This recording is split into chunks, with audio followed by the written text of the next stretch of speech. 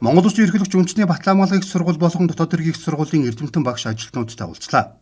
Батлан хамгаалах яам энэ оныг хүн төвтэй хөгжил, шинжилтийн жил болгон зарлаж, албан хаагчдаа чадахжуулах, нийгмийн хамгаалтыг нь сайжруулах, үндэсний сөрөнд төсвөрлөх чадахыг бэхжүүлэхэд чиглэсэн бодлого үйл ажиллагаа явуулж байна.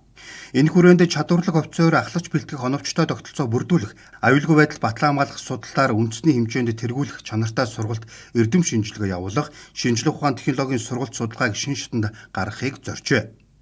Салбарын яам өнгөрсөн нэг жилд үндэсний батлан хамгаалгын их сургуульд 4 орчим тэрэм дүргийн хөрөнгө оруулалтаар тулгымцсан асуудлуудыг нь шийдвэрлэж багш ажилтнуудын цалин хангамжийг нэмэгдүүлэн бүтэц орон тоог боловсронгуйлгажээ. Мөн Монгол Улсын ерөнхийлөгч зөвтгөгчний ерхий командлагчаас өгсөн үүрэг чиглэлийн дагуу сургуулийн хөгжлийг эрчимжүүлэх стратеги төлөвлөгөөг шинжилэн боловсруулсан байна.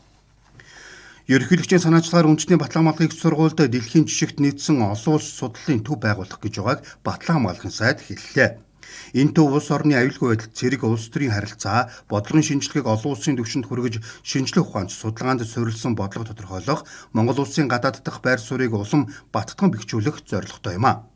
Үндэсний батлан хамгаалгын их сургууль цаашаад олон улсын жишгт нийцсэн цэргийн боловсрол сургалт судалгаа, инновацийн тогтолцоотой өндөр ёс зүйтэй мэрэгжлийн ур чадвар бүхий офицер ахлагч бэлтгэж сургалтын их сургууль болох зорилт дэвшүүлжээ.